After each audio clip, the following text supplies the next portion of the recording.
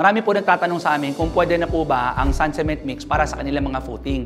Ayan. So ang pinakasagot po namin dito ay ano po ba muna ang design ng inyong footing, ng inyong engineer.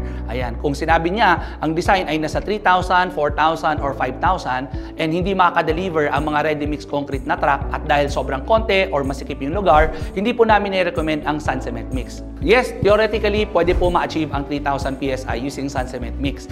But even in the very ideal condition, napakahirap po ma-achieve ang 3,000 PSI. Alam po nila engineer yan at alam po ng mga contractors natin yan. So lalo na kung 4,000 at 5,000, definitely po hindi po ma-achieve ng sand cement mix po natin. So what we recommend for this type of problems is that you can use either admixtures, you can use right mix, PC200 or PC100. PC100 for 3,000 to 4,000 PSI strength. Right mix PC200 para sa mga 4,000 to 60,000 PSI na strength. Para sa mga ayaw naman maghalo, meron tayong isa pang alternative using Ready-Crit, Ready-Mix Concrete in a bag. Ayan. So merong Ready-Crit 4K, 4,000 PSI at meron naman ding Ready-Crit 6K for 6,000 PSI. Ang maganda rito ay na-trial na po yung admixture, yung aggregates, nandiyan na po yung semento, kompleto na po. All you have to do, sundan nyo na lang po yung instruction, ilan po yung tubig gagamitin, and you will achieve the 4,000 PSI or 6,000 PSI na kailangan ng design ng inyong footing.